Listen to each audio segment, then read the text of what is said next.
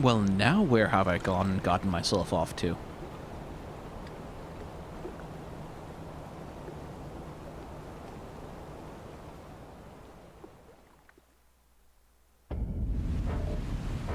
The Ainsel River, Maine.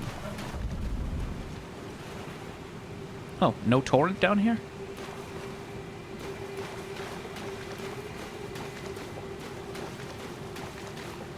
The Ainsel River, Maine.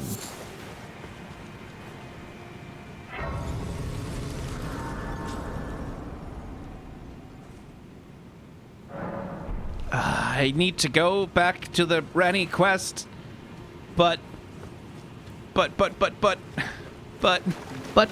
indeed. Hello, Witchfinders and Will-O-Wisps. My name is TB Skyn, and welcome back to the boss designs of Elden Ring. This is future Skyn talking. I've muted past Skyn, he's not saying anything important anyway, and I am here because he is about to get lost. Or, well, maybe that's not entirely fair. The only way to get lost is to have some idea where the hell you're trying to go in the first place, and that is giving him entirely too much credit. This episode was edited together from 5 hours of footage, so as you can imagine, I have had to cut quite a lot from the runtime. As ever, if you want to see everything that happens in my playthrough of Elden Ring, it is available unedited over on my Let's Play channel if you want to watch this idiot spend 5 hours running in circles, but for the purposes of making a video with an even remotely reasonable runtime, let me give you a summary.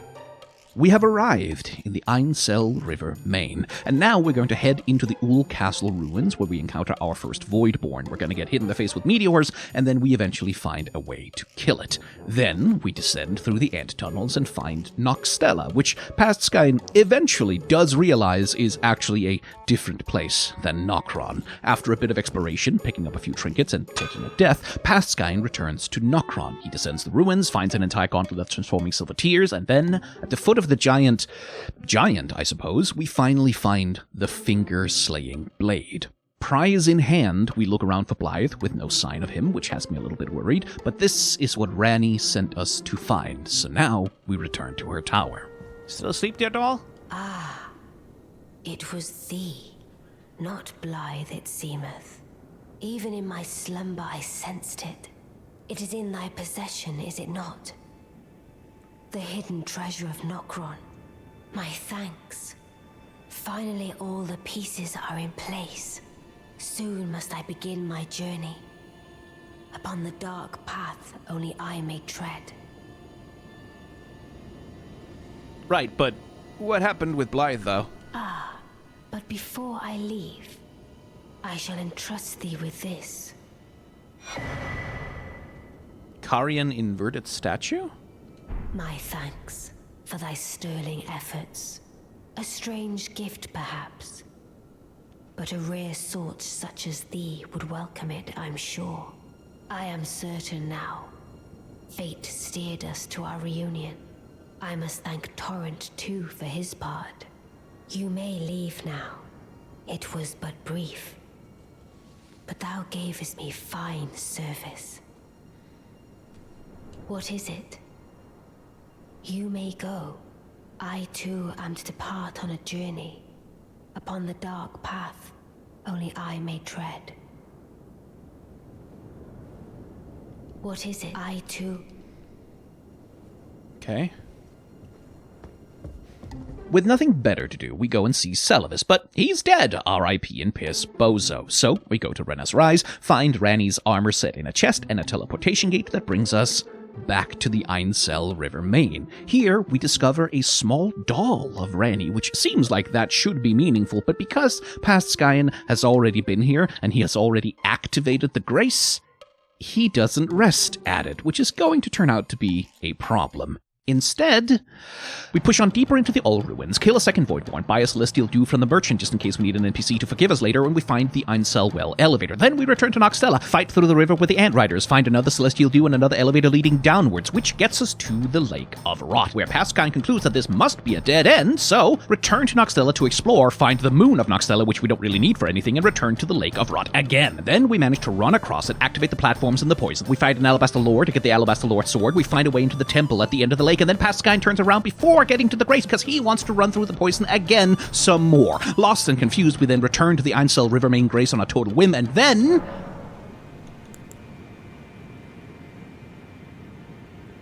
What? Anyway, all of that took about 3 hours, but now that Captain Hamsterbrain has finally found the plot trigger, I can edit this episode like normal, and I'll see you in the analysis segments.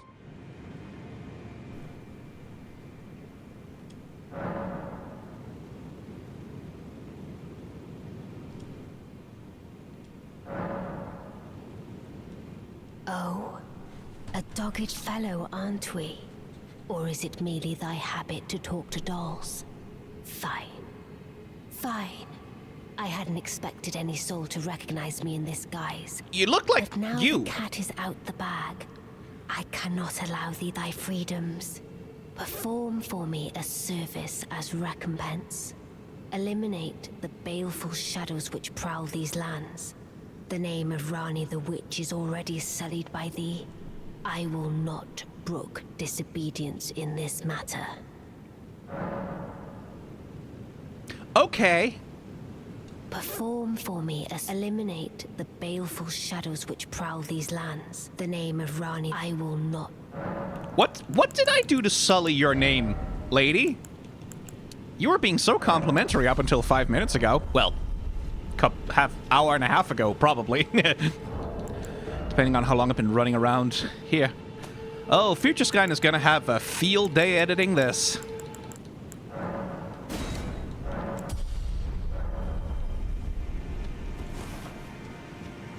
And now, I can one-hand it. Hooray! Oh, yeah.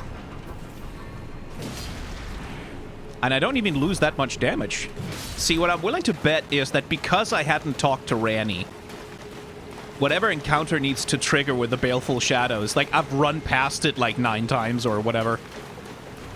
So, time to start running through this place again. So are those Baleful Shadows now in Nokstella? Surely they wouldn't just hang out, like, here. Like, because, like, Blythe is Ranny's shadow. Right? That was sort of the whole deal with him, is he's Ranny's shadow. So when we're talking about Baleful Shadows, like, you'd think it would be somewhere specifically baleful and shadowy. Wait, this is Celibus's place, right? You can't just go be a Baleful Shadow anywhere.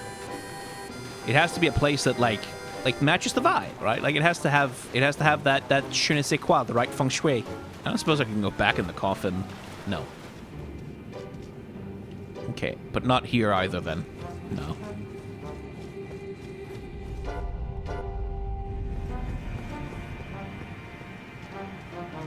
Oh, that looks promising. O Shadow, thou art the last. Tell the two fingers that Ranni the Witch cometh to rend thy flesh with a fateful wound, ne'er to heal.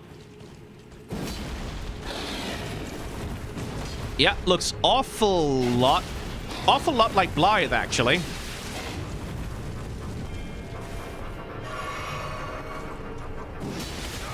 And he does not stagger. That's a problem for me. Oh, Jesus Christ. Okay, well, there he is. Found him. This is, admittedly, this is a pretty good place to be baleful in. I feel like if it was Blythe, the name would be there.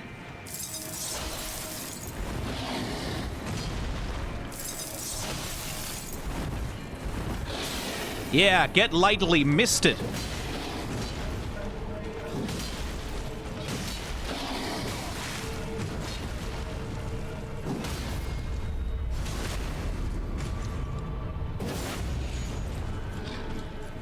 Beautifully fought. There we go. Thanks. 'Twas more of a challenge than I envisioned. Now I can finally stand before them. This is farewell, my dear. Tell Blythe and E.G. I love them.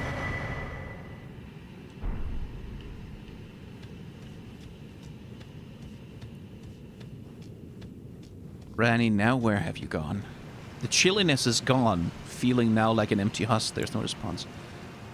A key discarded by Lunar Princess Ranni alongside her weary flesh, opens a treasure chest passed down to Carian princesses. It is said to be found in the Grand Library of Rea Lucaria with her mother Renala. Well, I mean, we can start there. Hey, your daughter... Art thou now assured of thy want to be born anew? No, I'm good. That's not really what I was... No, okay. Be not alarmed, nor afeared.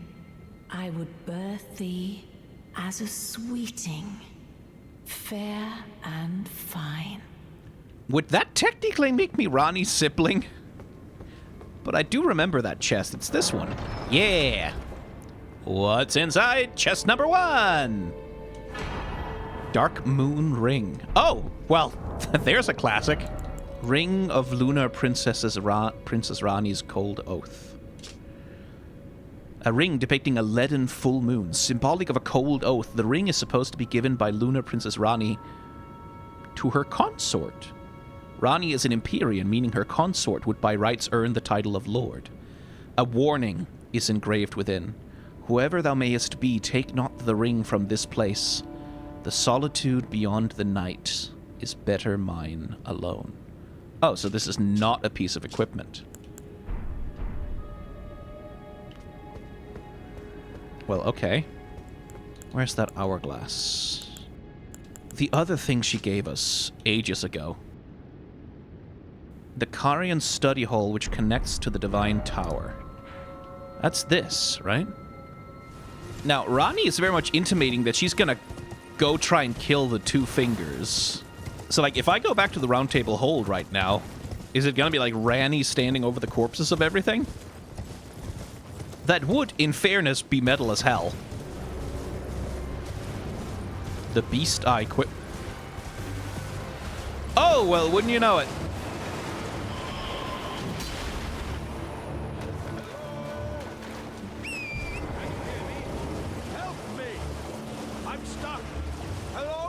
Alex? Hello? Okay, you'll have to wait, buddy.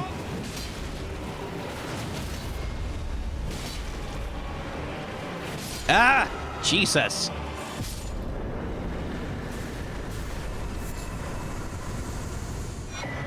Okay, now, Alex. Hello! Hello. How nice it is to see a friendly face. As you can surmise, I've got myself stuck in a hole. How? Would you mind helping me out? My thanks. 1,000 thanks. Now just give me a good smack from the rear with something nice and big. And I'll pop clean out, I'm sure. Don't worry about my wound sustained at the festival. I'm stuck back together good and proper. Just give it your all. If you insist, here's a spanking. Please. Wait.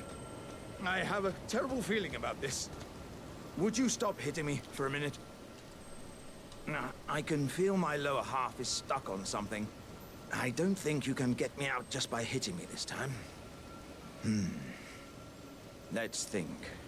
Perhaps there's a way to slide me out a little more smoothly. What if I could somehow be made slippery or some such?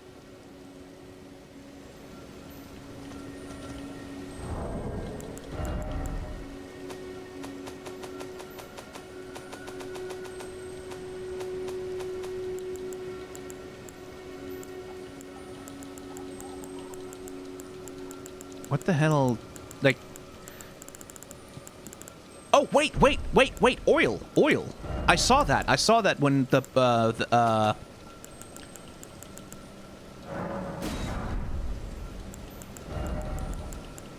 Would that work?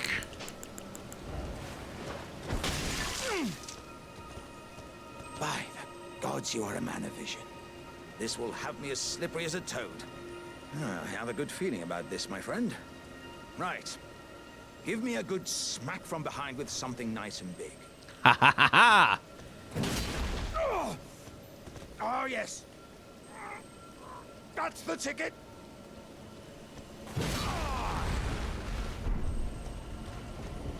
Hey, there we go. My thanks to you and your razor-sharp wits. Oh. As a token of my thanks, I'd like you to have this. Yay, flesh. Dearie me, I'm oilier than a toad. Yeah, there were countless oil jars back where I'm from, actually. And now I know what it's like to be one of them.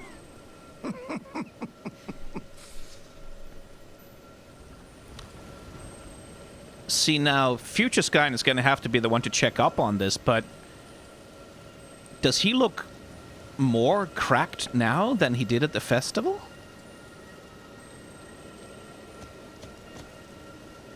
Yes, indeed. I too have a home, though it is one to which I have vowed not to return. So, I thought I might look out from atop the cliff. But as I drew closer and closer, pow, wouldn't you know it, I was perfectly stuck in that blasted hole. I can feel the warriors inside admonishing me for my mawkishness. To walk the path of champions, one cannot cleave to the past. I'm headed to the Fiery Mount in the north. I can strengthen myself there without fear of cracking this vessel. I will forge myself anew in its flames. I'm headed to the Viking strength. I will forge. Okay, I guess we know where we'll find him next, then. Also, your noise has been annoying me for a while now. He said he was going to go look out on his home.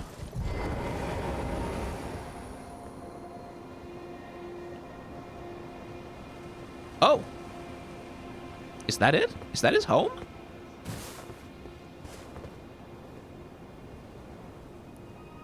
Yeah, those are jars. Well, hang on.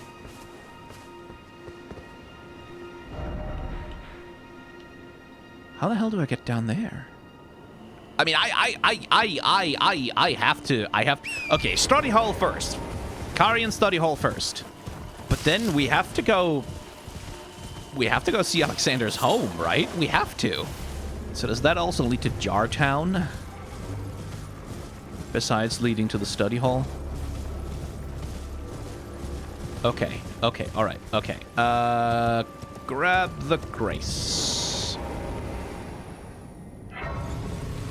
Let's start there. Just grab the grace.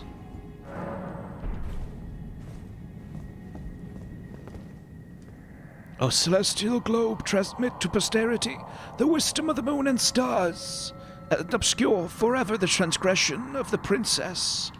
Oh, I see. So you knew about that, did you, buddy?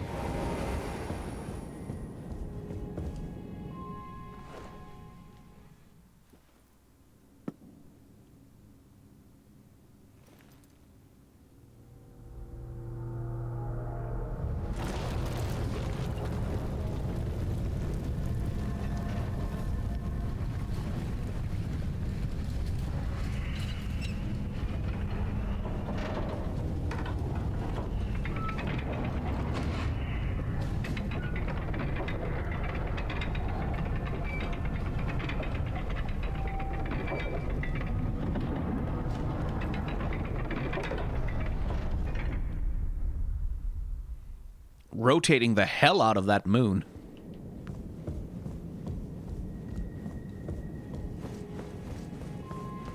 Didn't do anything outside, right? No.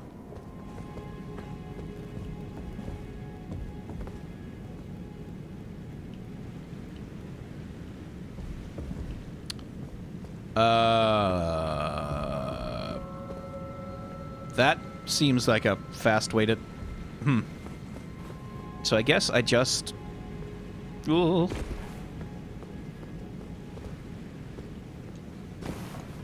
Ah! Oh! Mace! Mamma mia! Da! I did black hands. Oh, good. Lots of hands. Oh, we're Castlevania-ing this one. Okay. I was not expecting hands.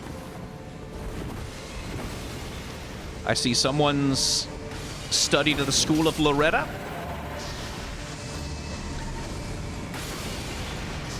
You're wearing a Preceptor's outfit, aren't you? Yeah. I'm a little trapped here. Need you to stop doing that.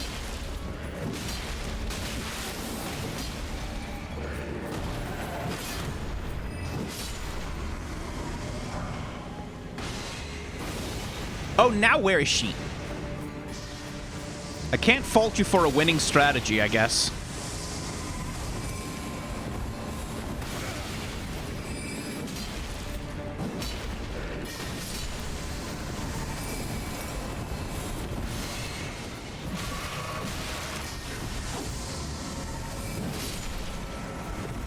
But I can stop you from it. Oh my god. Ah!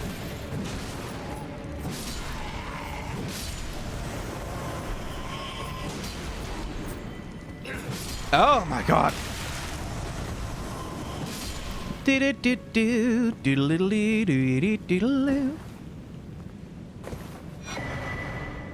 Mask with the mouth sewn shut with gold thread increases arcane. When Radagon married Renala, he ordered the Carian magic preceptors to don these masks to make it clear that all of their matters were to be kept strictly private.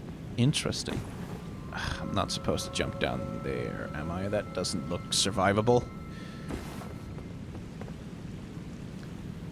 That looks more reasonable. Oh. Okay. Oh no, I have to walk in the rafters?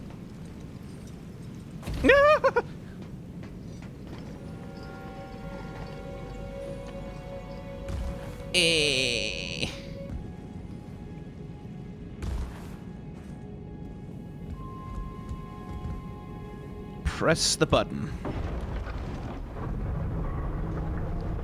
Okay.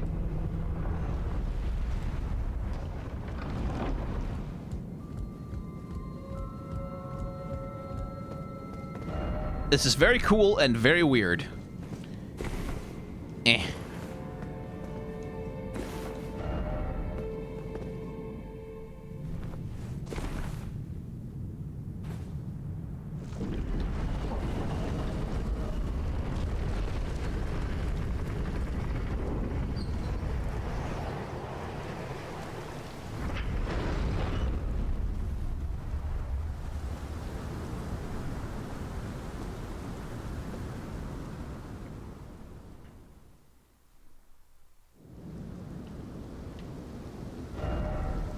Oh, okay. Now I'm here.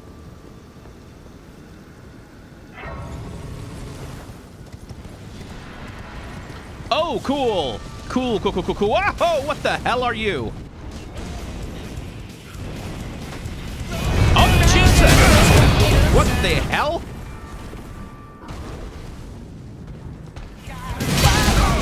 Again with the... Oh! Off with that! I got greedy. I got greedy. I got greedy. Oh, son of a... I did not think he could curve around that wall like that. Yeah! Oh, you piece of...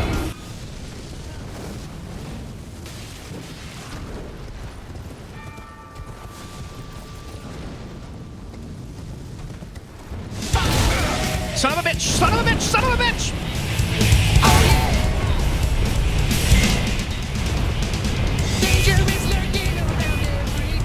Okay, so if you can get on the inside of his turning circle.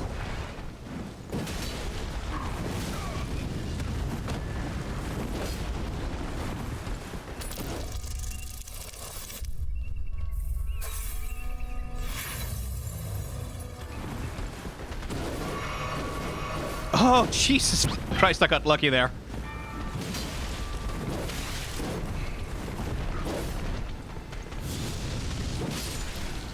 Off! Godskin Noble. Only worth 4,000 runes? Off. Trousers made by sewing together patches of smooth skin. Subcutaneous fat makes them plump and soft, worn by Godskin nobles.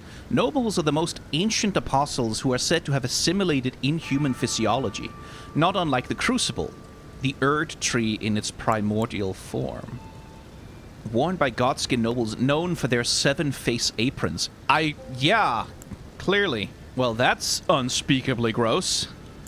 Very Kezu from Monster Hunter vibes. The Crucible, the Erd tree in its primordial form. The Crucible as in the Crucible Knights. So the Crucible is the Erd tree in its primordial form. Interesting.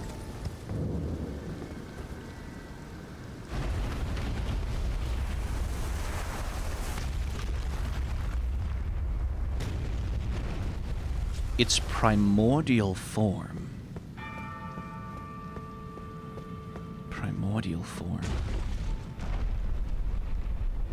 Because, like, primordial is... Like, if you think in terms of, like, Greek and Norse mythology, the primordial state of being is, like, that's the primordial chaos, right? Like, that's the... Like, it's a feature of creation myths, right? Like, this idea of this is what was before there was anything, right? Like, before whatever divine power, whatever god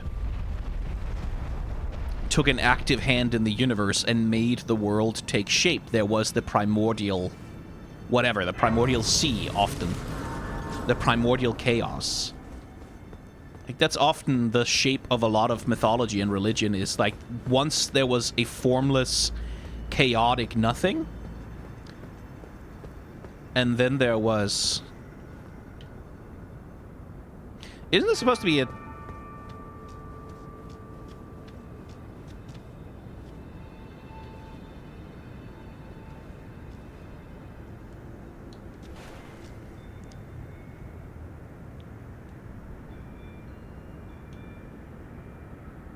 Is that red hair?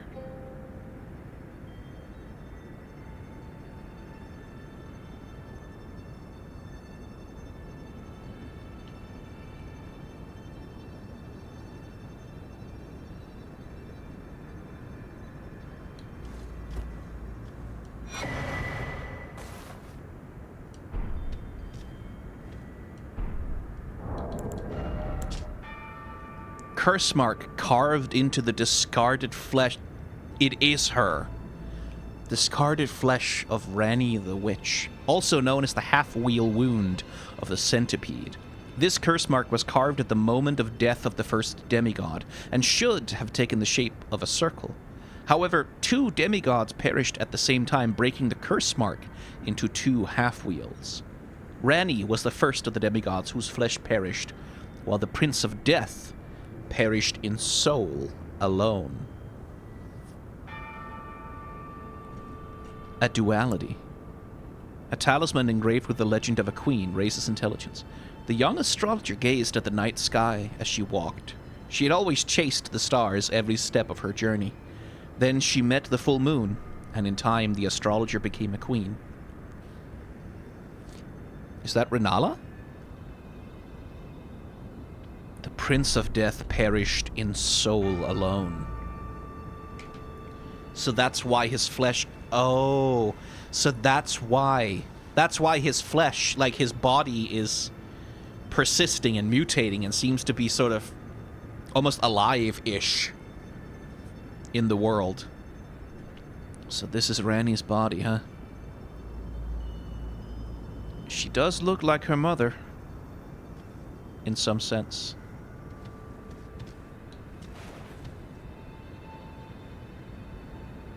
Yeah, there's the curse mark. Like, she seems to be wearing a robe a lot like Renala's. And then red hair, because of course she's a child of Radagon. Now, what do I do with that then?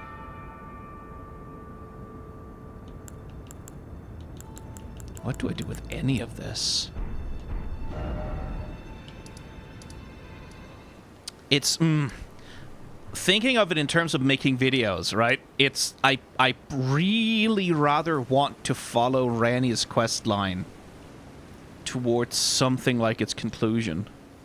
But all we really got from her is that she's sworn to kill the two fingers somewhere, somehow. We have her flesh. We have her ring. Wait, is the blackguard still there? Oh, piss off. What is it now? Oh, I see. You want some of me prawn? Freshly cooked it is. All right then. It's yours. If you can meet me price, I could be persuaded to sell you some other bits too. If you've got the runes. Oh. So you met the girl, did you? All right, well, sod the particulars of the matter. But it ain't my fault she's stupid enough to get duped, is it? Anyway, she ain't all right, that one. Lucky she ain't died on the bloody roadside, I reckon.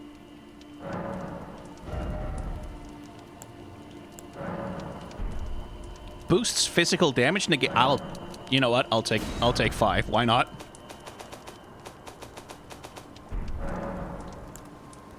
You're tarnished too, ain't you? Can you see it then? The guidance of grace, I mean. I can't see it at all no more. Makes no bloody sense anyway. Why some no-name shithead like me should get called to the lands between. Cruel bloody joke, you ask me. Maybe something went tits with it. Maybe it's been broke for a good long time. The tree, I'm saying. Yeah. Yeah, you know what? Yeah. Never met someone with a taste for prawn I couldn't trust. We'd make good mates, I reckon. I'll be seeing you. Marika's tits. You must be hungry. I guess he's still there. And I guess Vare is still at the Rose Church. Is Sorcerer Thop still at the Church of Irith?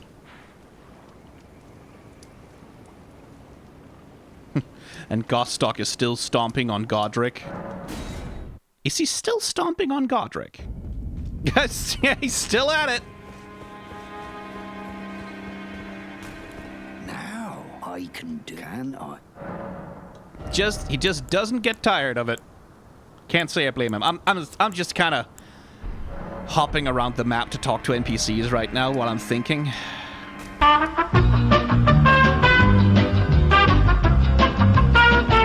Ranny wants the two fingers dead. She was going through the underground, through Nokstella, through... And then eventually you slay the Baleful Shadow right on the edge of the Lake of Rot, right before it. And then Ranny leaves. So did she cross the Lake of Rot then? Like, did she actually do that?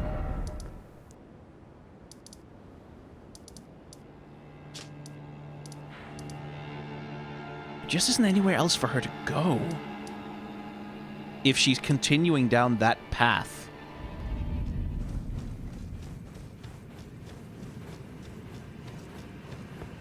Then this is pretty much it, right?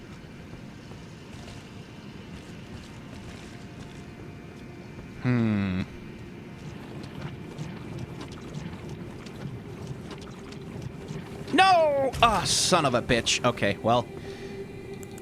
Now we're just tanking damage, I guess. Hello! No reason to dodge it now. Well, it does take it a while to kill me. Now it's just a race to see if I can... There's a grace right there. Okay.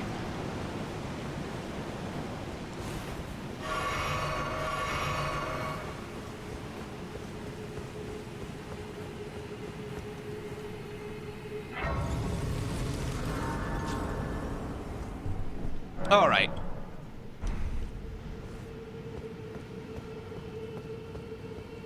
This remains my best guess.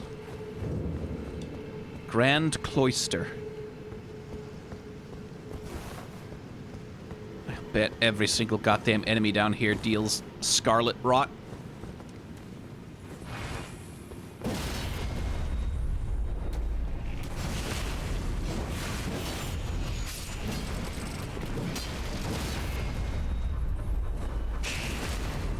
There we go.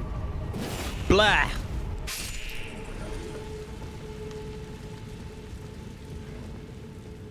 Oh, that's the most looking like a trap ass.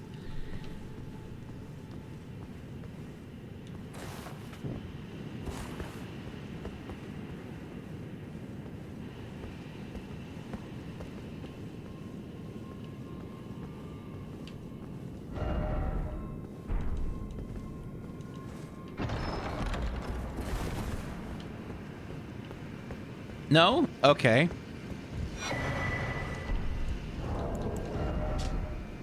A dagger fashioned from a great scorpion's tail glistening with scarlet wrought.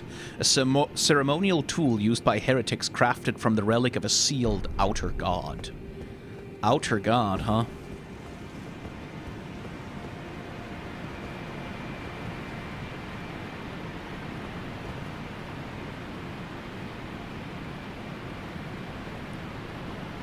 Fuck it, we ball.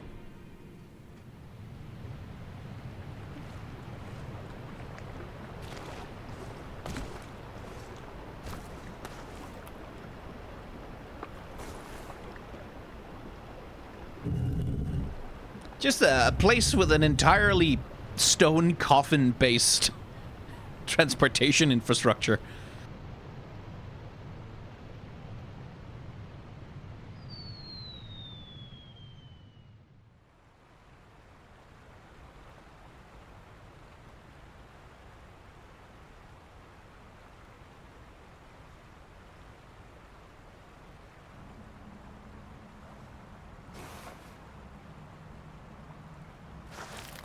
I'm all for public transport, but even I can't quite get behind this.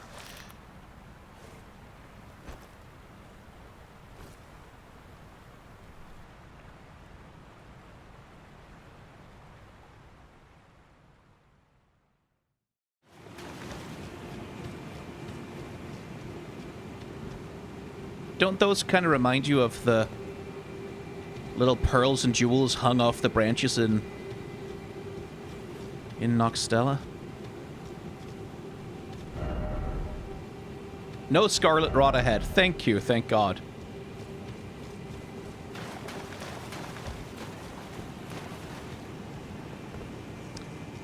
Still, though,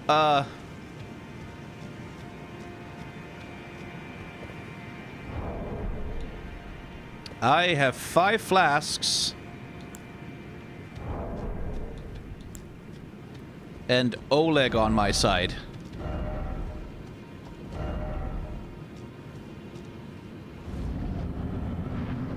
Whoa! Oh, Jesus Christ! Okay. Well, there's Astel. I have a sword with your name on it. Wannabe Renala ass. Oh, okay.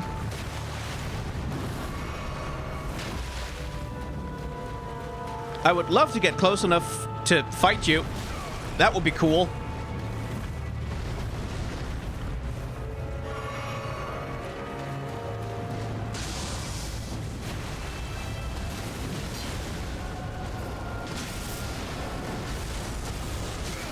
Oh, gravity, okay.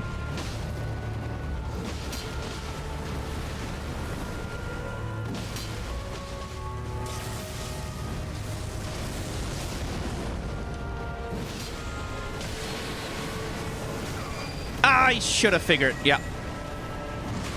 And I'm probably quite dead. Yeah. Okay. Okay, so... Then summon Oleg. Then run! On this adventure, we have met and interacted with all sorts of things. And I can't hit a creature the size of a 4-story building with my goddamn sword. Okay. This is a grind. Oh my god. Okay, non-physical damage negation. Magic damage negation. Surely that's what this is, right? Like, gravity counts as magic damage? Damn well better.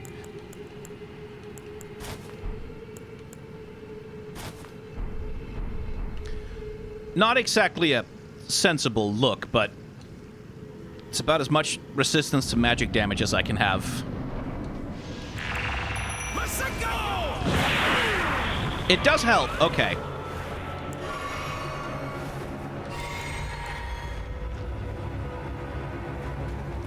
It does do less damage to me now. So that's something.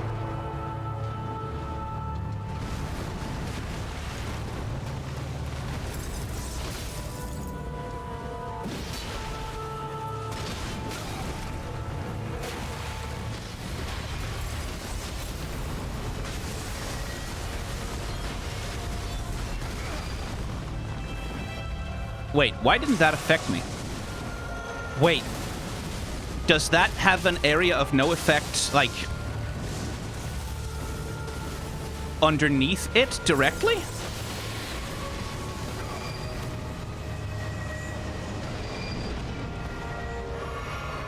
Did I have it completely backwards? It was a you for not being close to me attack?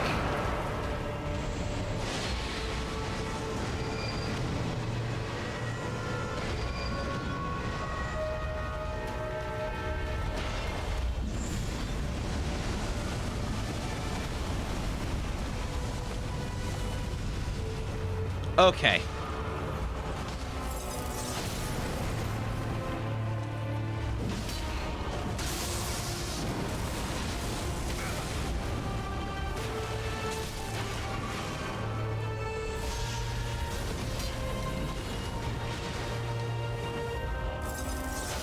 Uh-oh. What?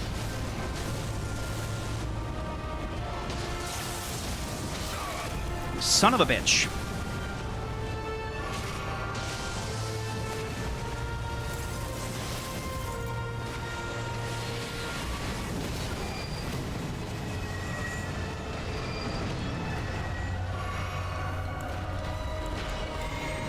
Uh-oh, this again.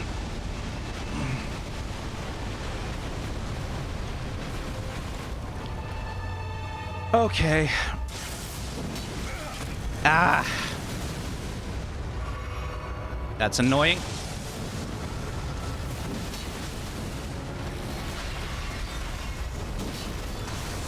Nope. Oh, is it... It's an attack that only works if you're on the ground. Is that what it is? There must be a counter to it, right? Like, there must be a dodge.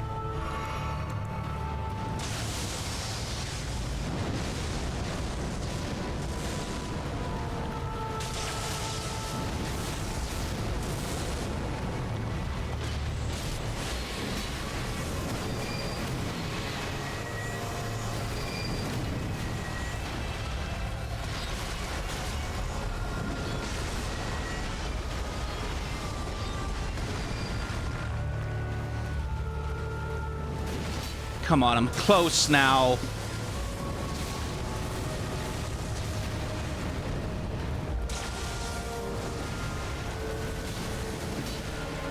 Oh, come on!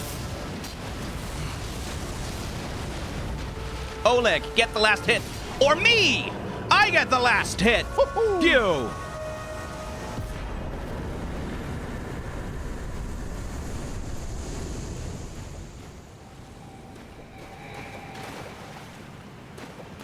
Oh my god. A malformed star, born in the lightless void far away, once destroyed an eternal city and took away their sky. A falling star of ill omen. Yeah, don't say!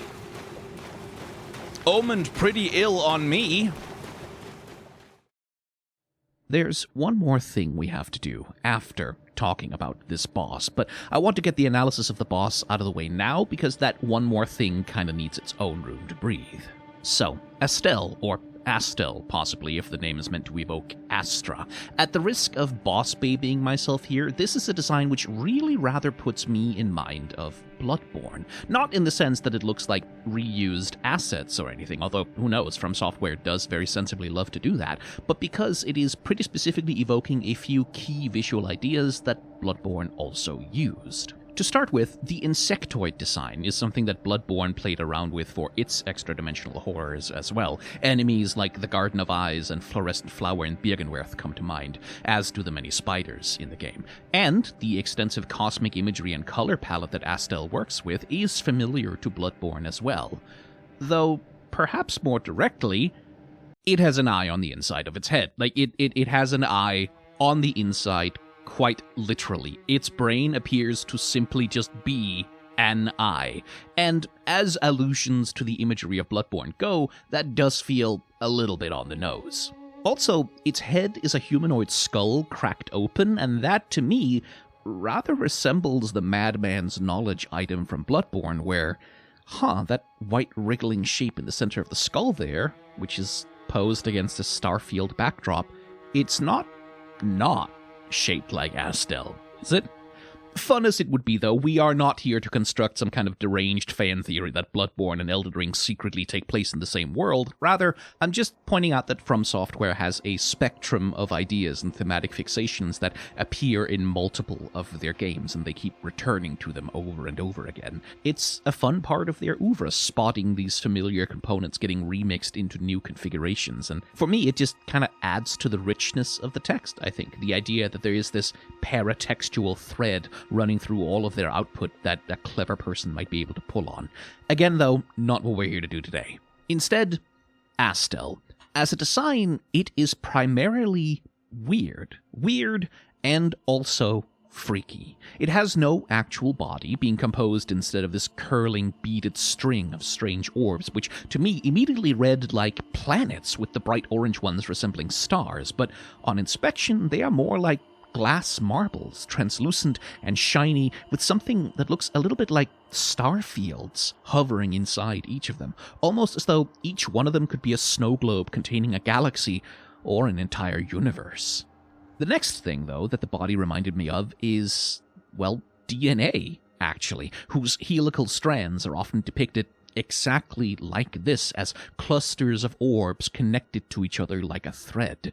Thus, Astel sort of looks like a lone strand of genetic material, unconnected to its helical counterpart, or perhaps more like a virus, a coiled bit of genetic material searching for a host to infect and reproduce within. Playing against all of this cosmic molecular weirdness, then we have the limbs and the head and the wings. It has 6 limbs, making it a classic hexapod, which is the default body plan for basically all insects, as well as a double set of wings. And these, along with the long body plan, reminded me at first of a dragonfly, but perhaps much more accurately reminds me of an ant lion. Now, ant lions are predatory insects, which as larvae famously make burrows and trap insects there with their enormous mandibles, but as adults, they actually have very long, thin bodies and 2 pairs of wings. Which, we encounter some lesser Voidborn on the way to Astel, and they are colorless and mostly just seem to kind of hang in one place, waiting to ambush and kill whatever just happens to wander close to them, which is sort of like what antlion larvae do. Astel, though, is by contrast very highly colorful and vibrant, almost like it wants the attention, wants to be noticed by something, and it is actively mobile and on the move, kind of like an adult antlion would be. The main purpose of an adult antlion, like many insects, is reproduction. They do feed a little bit, usually on nectar and pollen, but mostly their job is to find a mate, fertilize them, and lay eggs. So, Astel has this long body that kind of looks like DNA strands, but it's also made of little orbs that are sort of almost a little bit like eggs. And unlike the orbs on the lesser Voidborn, which are grey and lifeless, these are full of color, almost as though those have been filled with life. Almost as though they've been fertilized? Look, this is all wild speculation with basis in very little except design vibes, but it really kind of feels to me like Astel is an adult cosmic ant lion which came to the lands between to nest and reproduce. The starfield in the cave remains after Astel is gone, so it wasn't generating that, which begs the question, what is a night's sky doing in a random cave in the middle of nowhere? We know that Astel took away the night sky of an eternal city, and it seems to me that this is where it took it, to a random cave deep under the earth, far away from everything, which, I don't know, that just seems kind of like nesting behavior, almost. So maybe the magic of an artificial night sky is the perfect food for Astel babies, or warmth for the eggs? Or, I guess, maybe it's just a way to make the cave a place more like the cosmos that it came from, to make a habitable, comfortable environment. I genuinely don't know. It just all feels like some kind of nesting behavior to me. In Bloodborne, one of the horrors of the game is that unseen cosmic god creatures of the universe are so desperate to reproduce that they reach into the human world and forcibly impregnate human beings. Like I talked about, From Software has these themes and motifs that they like to return to, and I don't know, this kind of feels like maybe it's another cosmic horror causing calamity in the human world by dispassionately using it as a simple means to breed. A kaiju taking down an eternal city just because, well, the biological clock is ticking. Total calamity of a human civilization happening for no other reason except that some uncaring cosmic entity needs to complete its life cycle. That is pretty classic cosmic horror. I know that a common interpretation is that Astel was sent by the Greater Will as a punishment for the Eternal Cities for rebelling, but having looked at the available evidence, that's not exactly set in stone, especially given just how little anyone in the Lands Between knows anything about what the Greater Will actually wants. So my interpretation of it here, as a cosmic antlion using the human world as a mere breeding pond, is maybe a little off the wall, but it's a theme that From Software has played with before, and like I said, the design definitely seems to have some intentional Bloodborne-ish vibes to it, which makes me feel like it's supposed to be seen through that lens.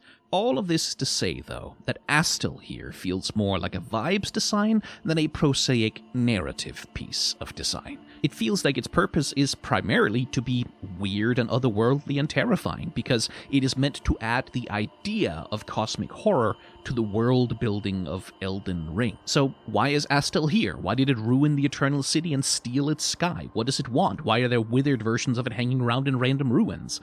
Well, you can speculate about that. You can imagine possible answers, and you can make them fit the evidence, like I just did. But you can't quite know. Because if it was knowable, and it was explainable, it really wouldn't be much of a proper cosmic horror. Okay. I should probably throw the future sky in, but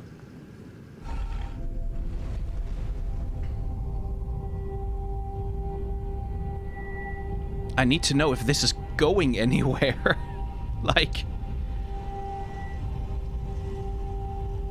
I feel like I'm half stumbling my way into things way out of order.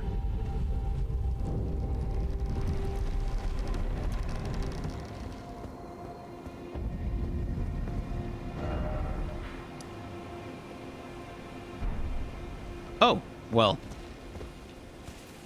Speaking of which,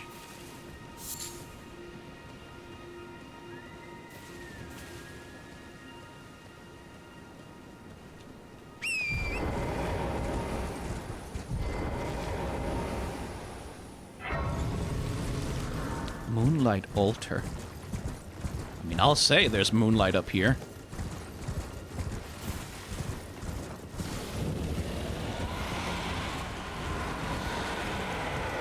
Pardon?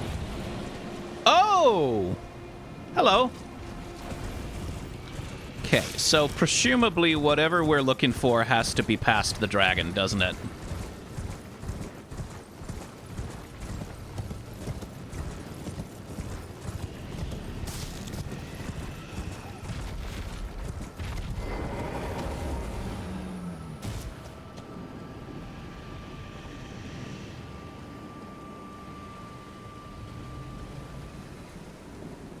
Oh, that looks like a way in.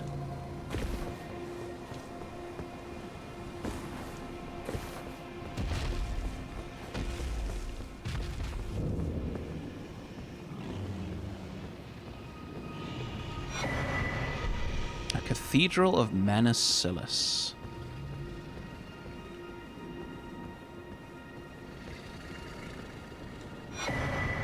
Starlight shards, huh? So what is this leading to?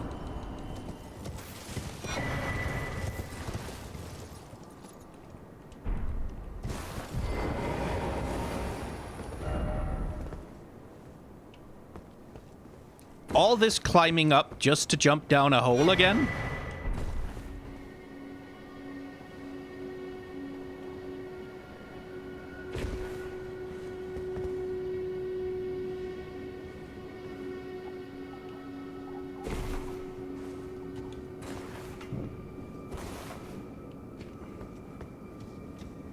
Just to jump down a hole again.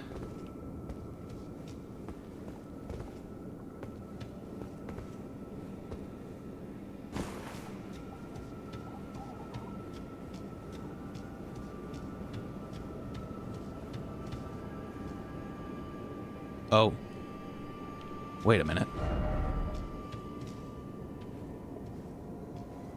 That's...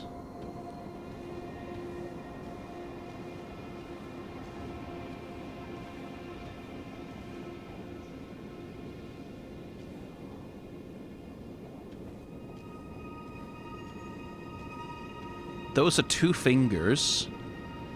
And there she is.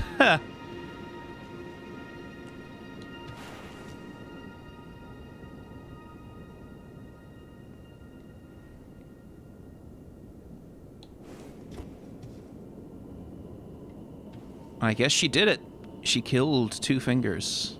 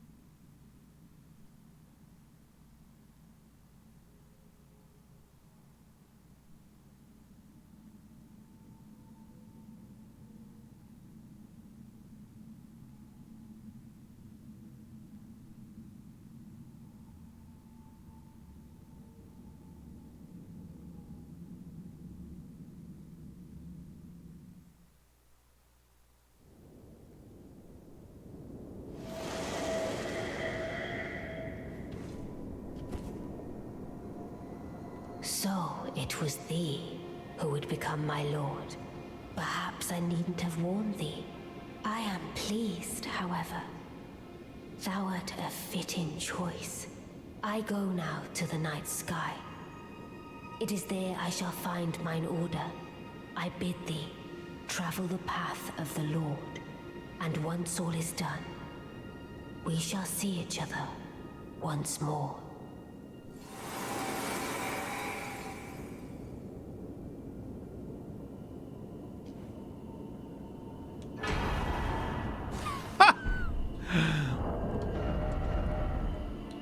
Oh, not moonlight, but it is the moonlight greatsword. Bestowed by a Carian queen upon her spouse to honor long-standing tradition, one of the legendary ornaments. Ranni's sigil is a full moon, cold and leaden, and this sword is but a beam of its light.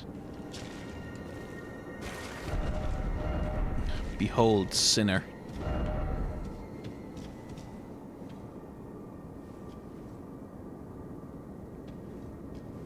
Yeah, that is definitely the murdered body of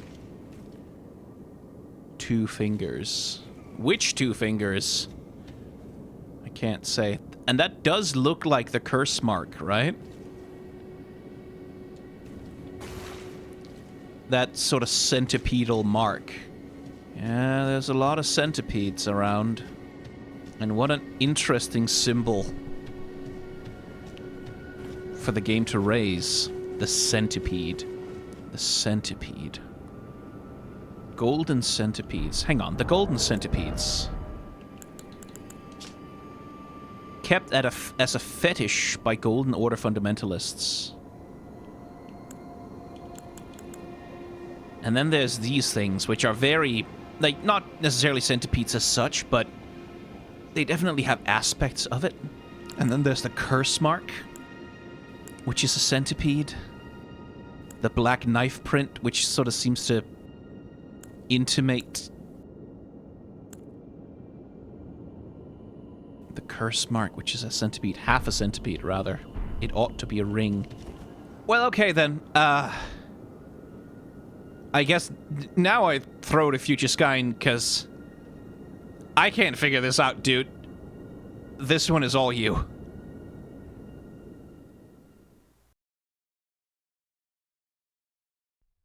What an excellent use of a character design. I'm well aware that I haven't personally seen all of her dialogue. Captain's sense of direction over there skipped a few bits, but throughout the game so far, Ranny has been a study in contrasts.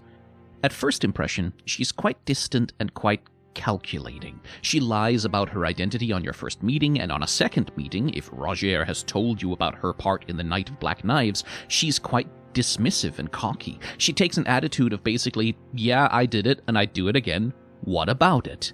She quite directly tells you to get out of her face until you offer to serve her, at which point she compliments you for being a good schemer, for trying to get information out of her. She tells you to exploit the abilities of her other servants, gain such advantage as thou canst, and to expect to be exploited by them in turn. And so the vibe that she projects is one of cold, rational, mutual gain. You become part of her plot, and in turn you will be rewarded, but there's nothing personal here. No appeal to emotion or connection. No attempt to build a personal relationship or get you to buy into her ideology. She murdered her own stepbrother and is planning to overthrow the Golden Order, but she doesn't try to sell you on agreeing with her. She plays it very much like she doesn't particularly care what you think about her plan, or about you as a person very much, even. You can come along for the ride, or you can stay on the sidelines, but she doesn't need you. You are just convenient and capable. Once you retrieve the Fingerslayer blade for her, she says, "Oh, I figured Blythe would find it first, but oh well, good job. Here's a reward, and I am going to go away now. And so should you." She releases you from her service and loftily declares that she is departing upon the dark path only I may tread, and then she vanishes. It's very distant. She gets exactly as much service from you as she absolutely needs, and then she tries to sever your connection. No bonds of obligation, no hint that she will call upon you in the future. She's just gone. As a player, then, you stumble around a bit until you happen upon the Ainsel River main, and then you find her again, quite by accident, disguised as a miniature version of herself. And Ranny won't admit it, but the reason that she's in mini-puppet form is because she's in trouble. She's hiding. I hadn't expected any soul to recognize me in this guise. Never mind that the mini-doll just looks exactly like her. She is hiding because the baleful shadow is there, and she knows she can't beat it. I think this is why she acts so annoyed at us for discovering her. It's kind of embarrassing, isn't it? She made this big aloof exit with a whole speech of going on the dark path where only she may tread, and then immediately she gets stuck and needs help. She uses that annoyance in honestly quite a tsundere way, like, well, you have sullied my name by finding me when I was in danger, and so now you have to help me as recompense to pay back your debt to me. That's why you have to help me. It's not because I need you or anything. In spite of this, though, as soon as the baleful shadow is handled, she tries to pull the same Irish goodbye again. Good job with the fight, but now I'm going to go off on my own. For real this time. This is definitely goodbye. Don't follow me. So there's this constant attempt from her to distance herself, to push you away from following her and give you outs, these opportunities to quit her service honorably without any lingering debts or obligations between you. But then there's also the other things she does. She gives you the Carian hourglass as a reward, which allows you to access the tower where her body is laying, burnt and mutilated with the curse mark. And maybe you're looking for that for Roger, but she still chose to let you in and seems amused by your interest in her history. It's almost like she's a little flattered by it, and seeing her body in the state that it's in, whatever your reasons for looking for it, you can't help but gain an understanding of just how brutal her own sacrifices have been. Whatever else this is, it was definitely painful. When she leaves with the Finger Slayer blade, she also takes down the barrier on Renna's Rise permanently, allowing you access to an active teleportation gate through which you can follow her directly. You don't have to go through the whole coffin elevator transport system like I did. She leaves behind a trail that you can follow.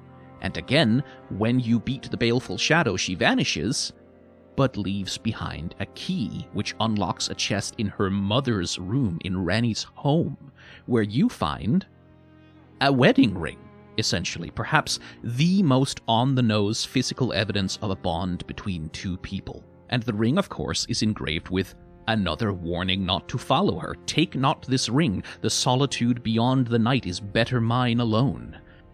We talked in a previous episode about how Ranni is two-faced literally. She's got the doll's face and the ghostly face. And now I think we can start to see what that means.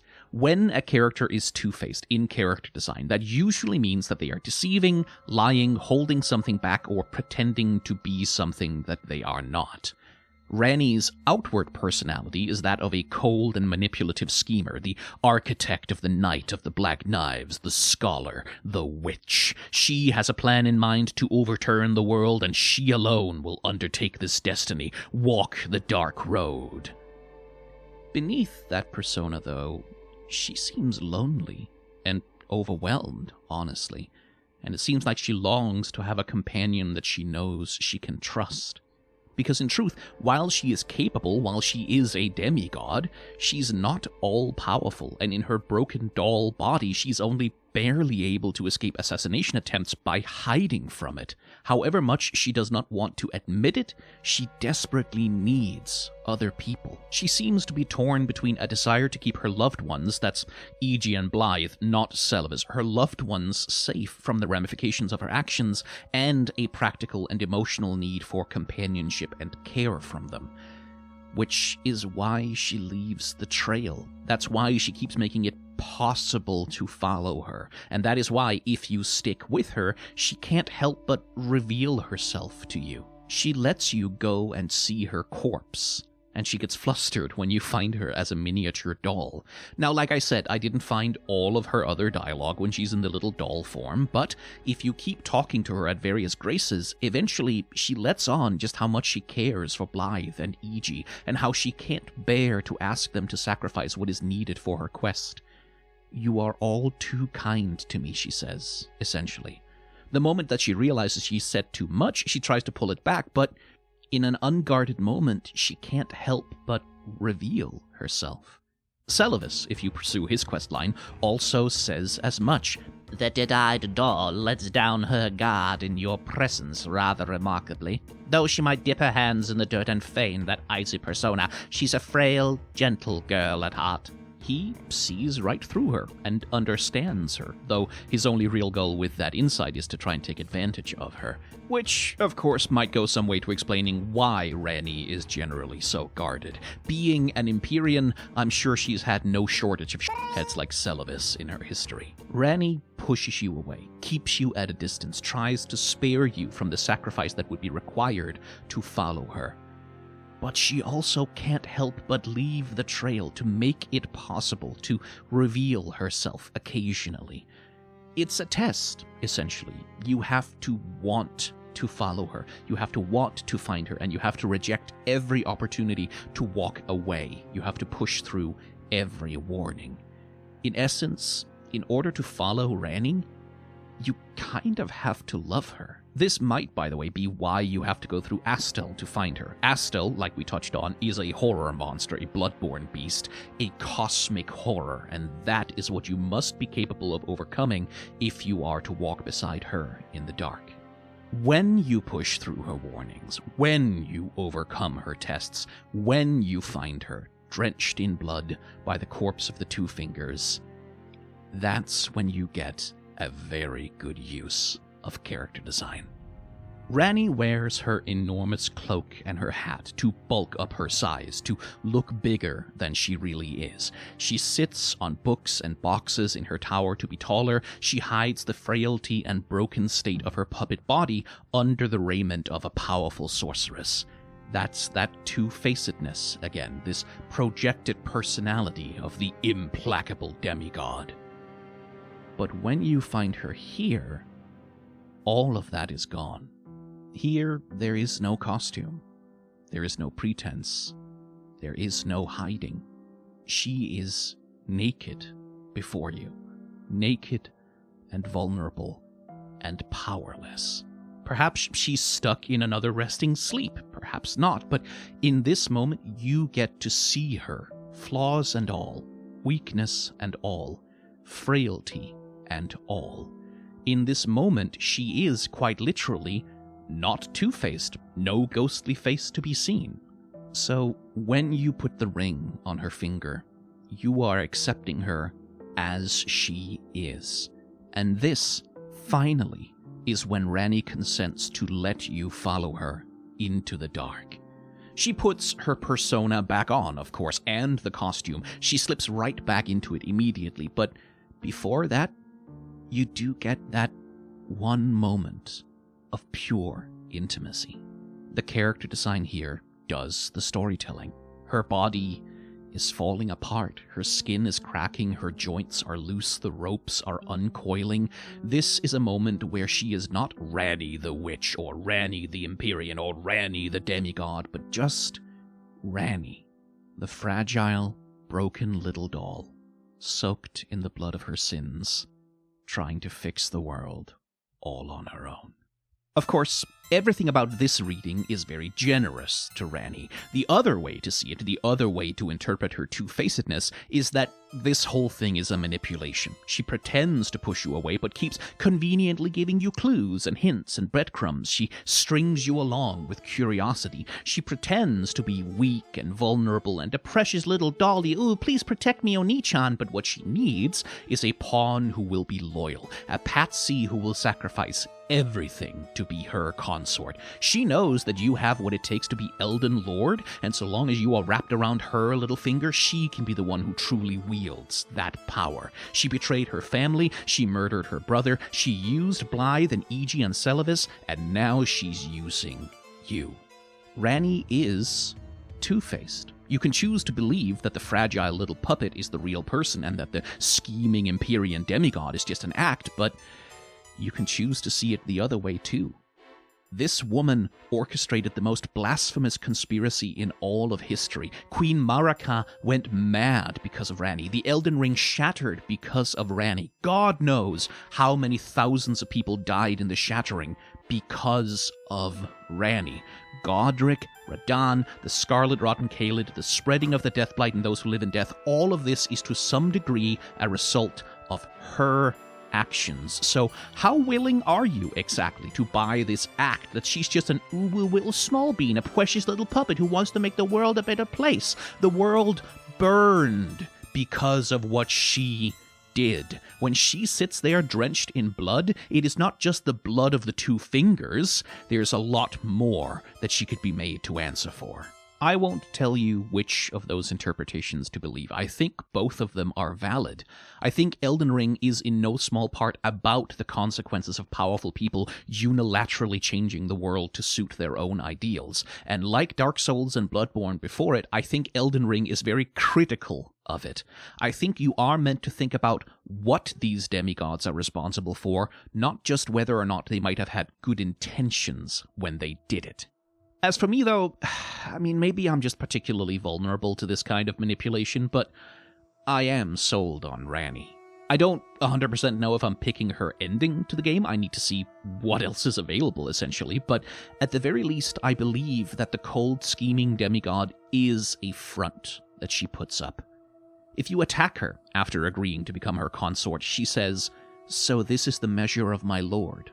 perhaps it is precisely what I deserve for surrendering myself to delusion. If you betray her, her first reaction is to blame herself for believing that anyone would genuinely care for her. And I think that is her true personality.